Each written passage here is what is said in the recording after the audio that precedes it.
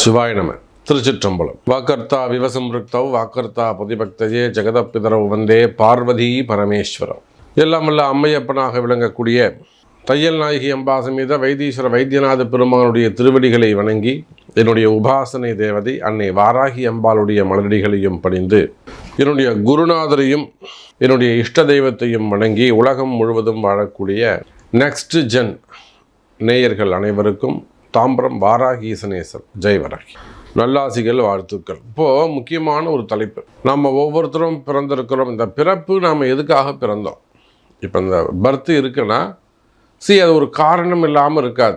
அது பரம ஏழையாக இருக்கலாம், அல்லது ஒரு ஹைஃபையான லைஃபாக இருக்கலாம், ஒரு மிடில் கிளாஸ் லைஃபாக இருக்கலாம். இந்த டிஃப்ரெண்ட் எதனால் வந்தது? ஸோ மெயினாக இந்த பிறப்பு, நம்ம இந்த ஜென்மாவை நாம் ஏன் எடுத்தோம்? அதுவும் 7 ஜென்மா சொல்கிறாங்க. அப்போது மனிதனாக ஏன் பிறந்தோம்? இந்த பூமியில் நாம் உயிர்ப்பிக்க என்ன காரணம்? ஒன்றும் இல்லை, கர்மா. ஜென்மாந்திரத்தில் நீ செஞ்ச பாவ புண்ணியங்கள் இதெல்லாம் நீ போய் அனுபவிக்கணும்னு இருக்குது. அதனால் நீ போய் பிறப்பெடுத்துக்கு இதுக்காக தான் நம்ம வந்திருக்கிறோம். இது லாஸ்ட்டு பிறப்பு, மனித பிறப்பு, உயர்ந்த பிறப்பு.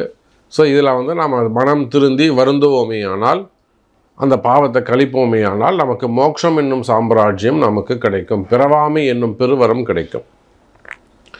அப்போ நம்முடைய கஷ்டத்துக்கு எல்லாம், துன்பத்துக்கு எல்லாம் என்ன காரணம்னா, ஜென்மாந்திரத்தில் நாம் செய்த பாவங்கள், கர்மா.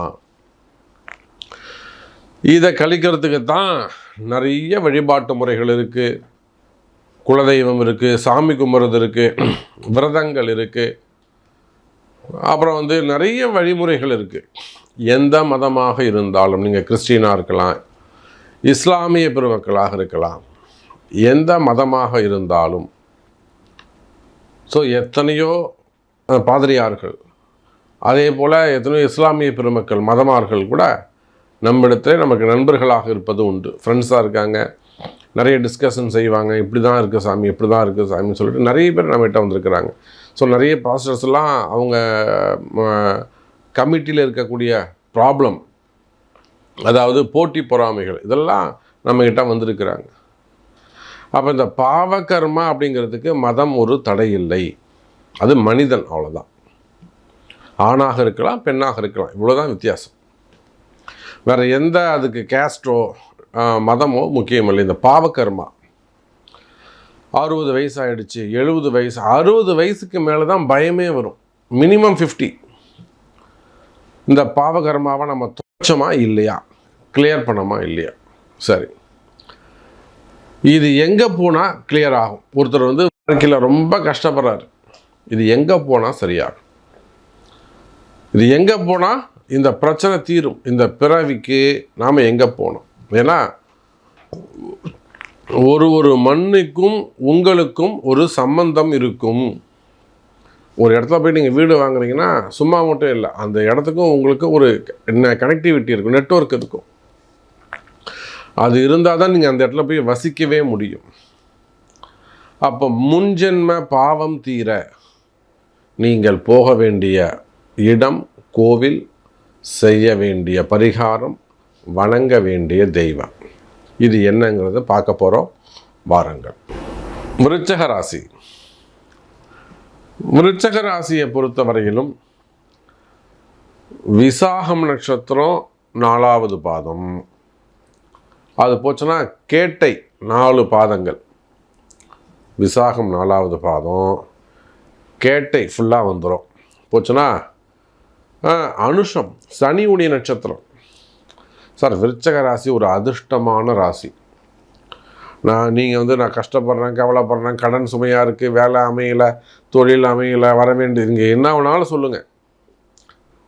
நீங்கள் விருச்சகத்தில் பிறந்தா அதிர்ஷ்ட குழந்தைன்னு அர்த்தம், ஆணோ பெண்ணோ.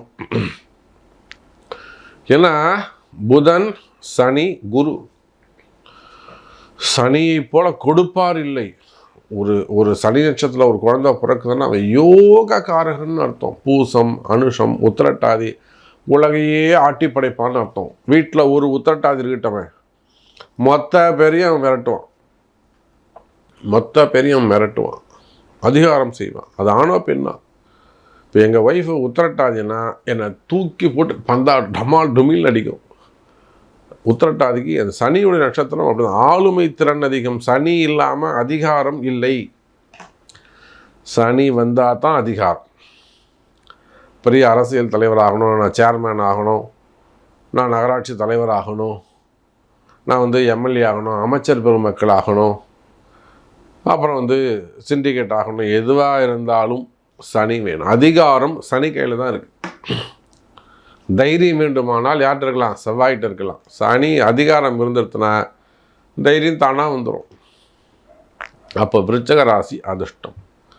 இப்பேற்பட்ட விருச்சக ராசி நேயர்களே, நீங்கள் வணங்க வேண்டிய தெய்வம் யாருங்க? சிவபெருமான்.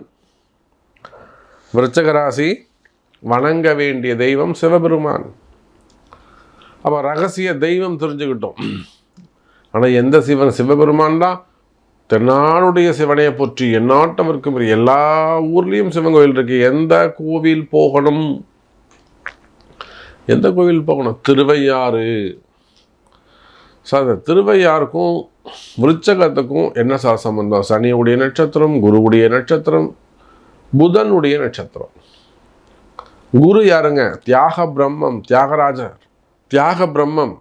அவர் அங்கே தான் அவதாரத்தை புருஷராக இருந்தார். அதே போல் ஐயாரப்பர் சுவாமி, அம்பாள் தர்மசவர்தினி, அறம் வளர்த்த நாயகி தர்மசவர்தனி, அறம் வளர்த்த நாயகி ஐயாரப்பரம். 5 நதிகள், வடாறு, வெள்ளாறு, குடமுருட்டியாறு, காவிரி ஆறு, வளவெட்டார், 5 நதிகள் ஓடக்கூடிய ஒரு இடம் ஐயாரப்ப சுவாமி. பஞ்சநதீஸ்வரர் அப்படின்னு பேர். நந்தி பிறந்த ஊர். நந்தி அங்கே தான் குழந்தையாக பிறக்கிறார். யாருக்கு? சிவபெருமானுக்கும் பார்வதி தேவிக்கும் அவதாரம் செய்யக்கூடிய குழந்தைய அவதார திருத்தலம் திருவையார். சுற்றி இருக்கக்கூடிய எல்லா சிவாலயங்களுக்கும் இதுதான் ஒரு head of the department, zonal office மாதிரி. அது உங்களுக்கு அப்படி வச்சுப்போமா? இன்றைக்கி உங்களுக்கு நான் டெக்னிக்கலாக சொல்லணும்னா அப்படி தான் சொல்லலாம். அது ஒரு ஜோனல் ஆஃபீஸ் இல்லை, அது ஒரு கார்ப்பரேட் ஆஃபீஸ், அவ்வளோதான். அதுதான் கார்ப்பரேட் ஆஃபீஸ். இது எல்லாம் பிரான்ச் ஆஃபீஸ் தான். அப்போ விருச்சக ராசி அன்பர்கள், உங்கள் கஷ்டம் தீர நீங்கள் போக வேண்டிய ஆலயம் திருவையாறு. வணங்க வேண்டிய தெய்வம் ஐயாரப்பன். என்னைக்கு போகணும்? அதுதான் முக்கியம். இதை சொல்கிறது தான் ரகசியம். இதை கண்டுபிடிக்கிறது தான் ரகசியம். அப்போ தான் உங்களை காப்பாற்ற முடியும். அப்போது திருவையாறு என்னைக்கு போகணும்? விருச்சக ராசி உங்களுடைய ஜென்ம நட்சத்திரத்தில் போக வேண்டும். புரியுதா? உங்களுடைய ஜென்ம நட்சத்திரத்தில் போக வேண்டும். நீங்கள் எந்த நட்சத்திரத்தில் பிறந்தீங்களோ அந்த நட்சத்திரத்தில் போகணும். அனுஷம்னா அனுஷம், கேட்டைனா கேட்டை, விசாகணும் விசாகம். சரி, அன்றைக்கி போக முடியல சாமி, நான் லேடிஸாக இருக்கேன், கொஞ்சம் ப்ராப்ளம். நீங்கள் பிறந்த கிழமையில் போகலாம். எந்த கிழமையில் பிறந்தீங்கன்னா அன்றைக்கி போகலாம். அப்படியும் இல்லைனா திதி, சதுர்த்தி, சதுர்தசி, இந்த 2 திதியில் நீங்கள் போகலாம். அப்போ ஜென்ம நட்சத்திரம், சதுர்த்தி, சதுர்தசி திதி, ஜென்ம கிழமை, பிறந்த கிழமையில் போகலாம். சப்போஸ் நான் வெளியூரில் இருக்கிறேன், வெளி மாநிலங்களில் இருக்கேன், வெளிநாடுகளில் இருக்கேன்னா எனக்கு கொஞ்சம் ஹெல்ப் பண்ணுங்கள் சாமி, எனக்கு கொஞ்சம் செஞ்சு கொடுங்க அப்படின்னா நிச்சயமாக நாங்கள் உங்களுக்கு ஹெல்ப் பண்ணுறோம். என்ன வேணுமோ அதை செஞ்சு கொடுக்குறோம். சரி, அங்கே போய் என்ன செய்யணும்? பரிகாரம், உங்களுக்கான பரிகாரம். அப்போ செய்ய வேண்டிய பரிகாரம் என்னங்க செய்யணும் சார்? நீங்கள் எந்த ராசியாக இருந்தாலும், எந்த கோவில் போனாலும் அந்த கோவில் ஐயருடைய நம்பரை முன்னாடியே வாங்கி வச்சுக்கோங்க. ஏன்னு கேட்டிங்கன்னா, சிலதெல்லாம் கிராமத்து கோவிலாக இருக்கும். இப்போ நான் சொன்ன கோவில்லாம் ஒரு கிராமத்து கோவிலாக இருக்கும். ஐயர் குறிப்பிட்ட டைமுக்கு மட்டும் வந்துட்டு போவாங்க. அப்போ அந்த ஐயரோட நம்பரை வாங்கிட்டு, நாங்கள் இந்த நட்சத்திரம் இத்தனாம் தேதி வரோம், இல்லை இந்த கிழமையில் வரோம், நீங்கள் அவைலபிளாக இருப்பீங்களா அப்படின்னு முன்கூட்டியே அவங்கள்ட்ட பேசி வச்சுக்கோங்க. எவ்வளோ செலவாகும் எல்லாமே நீங்கள் அவங்கள்ட்ட கேட்டு வச்சுக்கோங்க. உங்களுக்கு என்ன உதவி வேண்டுமோ கேளுங்க, நாங்கள் சப்போர்ட் பண்ணுறோம். ஐயருடைய நம்பர் வேண்டும்னா தரோம். அப்படிலாம் உங்களால் நீங்கள் லாங்கில் இருக்கீங்க, வெளி ஊர்களில் இருக்கீங்க, வெளி மாநிலங்களில் இருக்கீங்க, வெளிநாடுகளில் இருக்கிறீங்க, ஒரு கன்னியாகுமரியில் இருக்கிறீங்க, நீங்கள் வந்து கும்பகோணம் சைடு வந்துட்டு போனோன்னா உங்களுக்கு கஷ்டம். இல்லை அப்படி அந்த புரிசை சைடு வரணும்னா உங்களுக்கு கஷ்டம். நீங்கள் வந்துட்டு போகிறதுக்கே 4000 ரூபா செலவாயிடும். அப்போ அந்த 4000 ரூபா நீங்கள் மணி ஆர்டரோ இல்லை வந்து ஜிபேவோ பண்ணிங்கன்னா நீங்கள் உட்காந்துட்டுலேயே அந்த பூஜையை பண்ணி கொடுத்துடலாம். ஸோ இந்த மாதிரி சின்ன சின்ன ஹெல்ப்பு. இல்லை சாமி நான் நேரில் தான் வரணும், தாராளமாக உங்களுக்கு அந்த கூகுளில் எல்லா கோவில் நம்பரும் கூகுளில் போட்டிங்கன்னா லொக்கேஷன் கிடச்சிரும். எங்களோட சப்போர்ட் உங்களுக்கு தேவைப்படாது. இல்லை முடியல, ஏஜ்டு பர்சனாக இருக்கீங்க, நான் சொன்ன மாதிரி லாங்கில் இருக்கீங்கன்னா நிச்சயமாக நாங்கள் உங்களுக்கு சப்போர்ட் பண்ணுறோம், அந்த அபிஷேகம் பண்ணி தரோம். சரி, பரிகாரம் என்ன செய்யணும் சார்? இங்கே எந்த கோவிலுக்கு போனாலும் அந்த சிவனுக்கோ அந்த தெய்வத்துக்கு ஒரு அபிஷேகம், மகா அபிஷேகம் செய்யலைனா கூட ஒரு பால் அபிஷேகம், மினிமம் ஒரு பால் அபிஷேகம், ஒரு அபிஷேகம் பண்ணி ஒரு வாசன புஷ்பம் சாத்தி அந்த தெய்வத்துக்கு உரிய இலைகளால், சிவனாக இருந்தால் வில்வம், முருகராக இருந்தால் நொச்சி இலை, அப்புறம் பெருமாளாக இருந்தால் துளசி, இந்த மாதிரி அந்த தெய்வத்துக்குரிய இலைகளால் சகஸ்ரநாம அர்ச்சனையும் செய்ய வேண்டும். புரியுதுங்களா? சகஸ்ரநாம அபிஷேகம் பண்ணணும், சகஸ்ரநாம அர்ச்சனை கண்டிப்பாக செய்யணும். 27 தீபம் ஏற்ற வேண்டும். 27 நெய் தீபம் ஏற்றி, நெய் தீபம் அல்லது நல்லெண்ணெய் தீபம், வேறு எதுவுமே ஏற்றக்கூடாது.